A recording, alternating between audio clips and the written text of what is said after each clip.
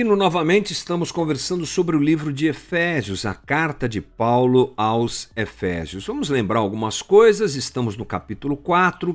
Paulo entra no capítulo 4 falando sobre a transformação que o ser humano deve viver, e principalmente a partir do versículo 16 ou 17, não lembro bem agora. Paulo começa a dizer claramente, explicitamente, sobre a nova forma de viver para o cristão, porque ele saiu da ignorância, agora ele conhece a verdade do evangelho, a sua vida deve acompanhar esse movimento.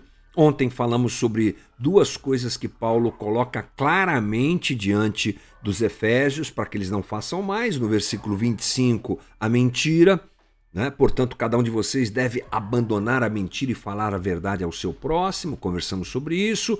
Depois ele fala sobre ira, no 26. Quando vocês ficarem irados, não pequem. Conversamos ontem sobre a possibilidade de se irar e não pecar, porque é isso que o texto apresenta. Demos uma rascunhada nisso hoje. Continuamos então agora com 3 tópicos dessa lista que vamos encerrar hoje. O terceiro tópico deixa eu, antes de falar para você, mudar a nossa tela aqui para você acompanhar direitinho o que é que eu estou falando. Bora lá, pronto aí. O terceiro tópico é o tópico que a gente chama de roubo. Por quê? Porque Paulo fala sobre o roubo. O que furtava, não furte mais. Antes trabalhe fazendo algo de útil com as mãos, para que tenha o que repartir com quem estiver em necessidade. Vamos lembrar que não furtarás é o 8º mandamento do Decálogo, daquela lista de leis, de mandamentos, os 10 mandamentos que foram dados por Deus a Moisés. Uma abrangência ampla é percebida lá no Antigo Testamento e eu acho que ela cabe aqui também. Todo tipo de apropriação indébita. Não tem muito o que falar sobre roubo, né? Não toque naquilo que não é seu, não manipule aquilo que é seu, não queira para você aquilo que não é seu. E esse é um princípio muito claro dentro das Escrituras. O que é do outro, o que é meu e ponto final. Aliás, o que é meu nem meu é, porque é de Deus, né? Mas, já que a gente entende tudo que a gente tem vem das mãos do Senhor, tipo Davi, lá em 1 Crônicas, fazendo aquela oração maravilhosa, tudo que eu tenho vem das tuas mãos. Que visão incrível a de Davi, rei de Israel, ao declarar isso. Coisa que às vezes a gente não faz, né? A gente acha que tudo que a gente tem é nosso, é meu. Não. Estamos falando sobre o ponto de Efésios 4:28, onde Paulo diz aquele que furtava não furte mais. Então, Paulo, além de dizer isso, ele diz assim: aquele que é participante da nova comunidade de Deus deve trabalhar. Veja, eu destaquei isso ontem. Paulo dá uma repreensão objetiva, não é? Não roube mais, mas trabalhe. Ele apresenta uma inversão de aproveitador para aquele que socorre. E ele diz aqui: trabalhe para inclusive ter o que repartir. Bonito esse princípio, autêntico esse princípio, especial esse princípio. Pare de ser aproveitador, vai lá, trabalhe. Deus abençoa o trabalho da gente, não há dúvida nenhuma disso.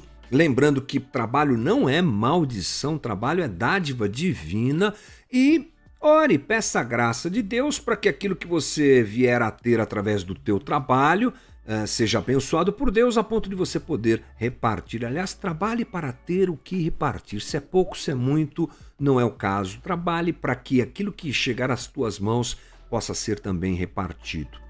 Aí Paulo fala uma outra coisa importantíssima sobre o que falar. Olha só que interessante, né? Sobre o que falar. Capítulo 4, versículo 29, nenhuma palavra torpe saia da boca de vocês, mas apenas o que for útil para edificar os outros, conforme a necessidade, para que conceda graça aos que ouvem. Caris, aí ó, parece que a gente combinou, hein, pastor Marcos de Almeida? Não entristeçam o Espírito Santo de Deus, com o qual vocês foram selados para o dia da redenção. Bem, a fala é uma dádiva divina aos homens, né?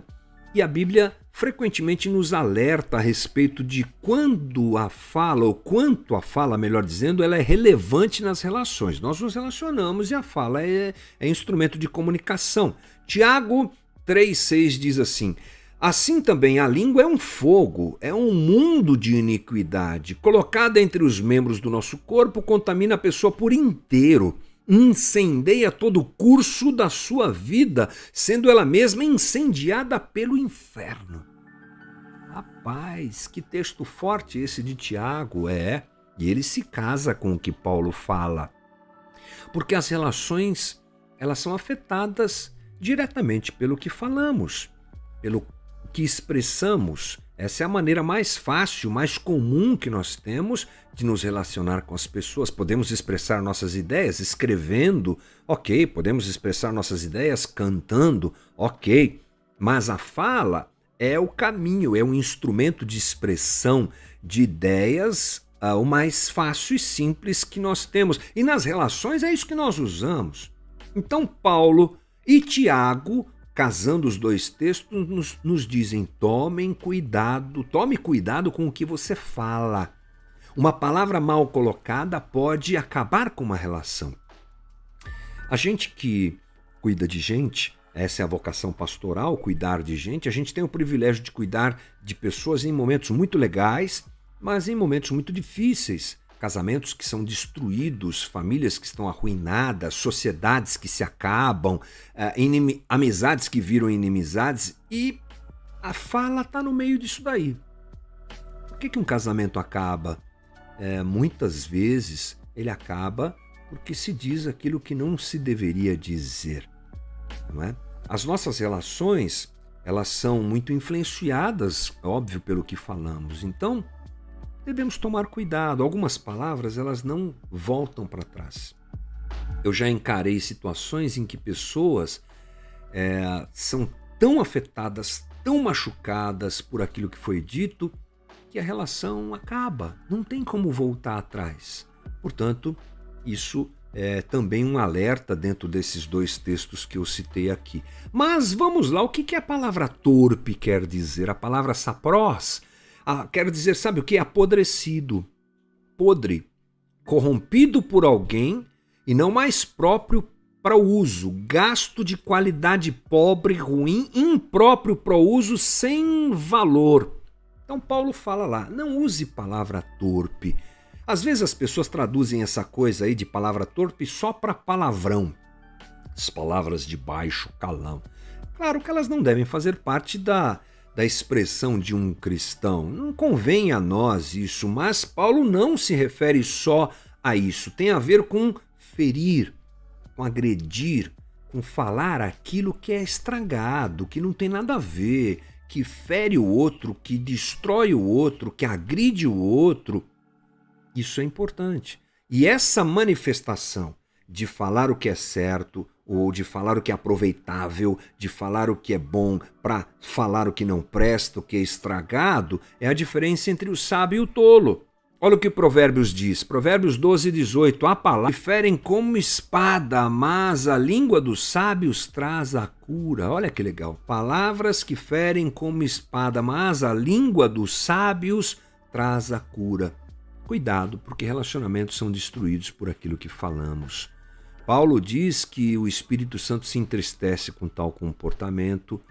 Verifique a tua boca, verifique o teu coração e tome cuidado, porque nós podemos e devemos falar a verdade, mas a maneira como nós falamos faz toda a diferença. E a quinta coisa que Paulo alerta aqui, que não deve ser vivida por nós, não seja maldoso. Livre-se de toda amargura, indignação e ira, gritaria e calúnia, bem como de toda maldade. Sejam bondosos e compassivos uns para com os outros, perdoando-se mutuamente, assim como Deus perdoou vocês em Cristo. Vamos lá, fazer uma rápida colocação de cada palavra que Paulo diz aqui. Amargura tem a ver com azedo, amargurada, que só vê o mal. Cólera e ira, descontrolada, gente descontrolada emocionalmente, né? Aquela pessoa que não consegue se controlar. Gritaria, descontrole no trato. Calúnia, inventar mentiras, né? Toda maldade, tendência ao mal. Ou seja, Paulo constrói com 4 palavras uma ideia do que é ser alguém maldoso.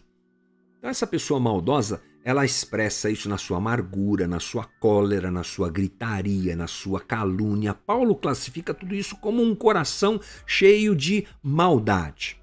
Bom, vamos nos lembrar que o maior valor da nova comunidade de Deus, da nova humanidade em Cristo, é o amor e os seus desdobramentos. Por isso Paulo fala no 33, sejam bondosos, compassivos uns para com os outros. Perdoem-se mutuamente, assim como Deus perdoou vocês em Cristo.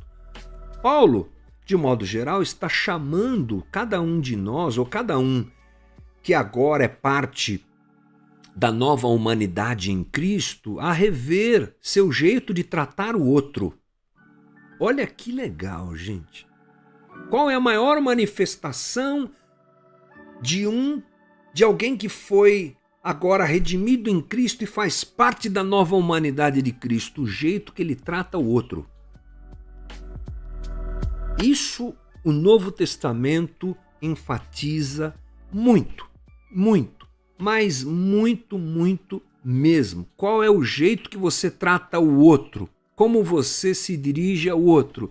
Como você se relaciona com o outro? Fundamental. Portanto, a nossa oração deve ser sempre: Senhor, me ajuda para que eu mude o meu jeito de lidar com o outro. E que essas 5 coisas que nós conversamos ontem e hoje sejam sempre, puxa vida, será que eu estou indo por esse caminho? Tome cuidado com a boca, tome cuidado com a preguiça, com não trabalhar, tome cuidado com o roubo, sabe?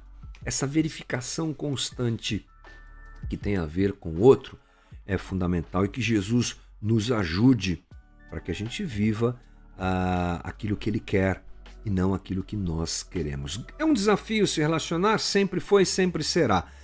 Após a queda, a primeira coisa que se deteriorou entre nós foi a relação, a nossa relação uns com os outros. Mas em Cristo é possível resgatar isso, porque o Espírito habita em nós e a gente vai ouvindo, vai aprendendo, vai submetendo isso a Cristo e podemos mudar. Que Ele nos ajude a mudar.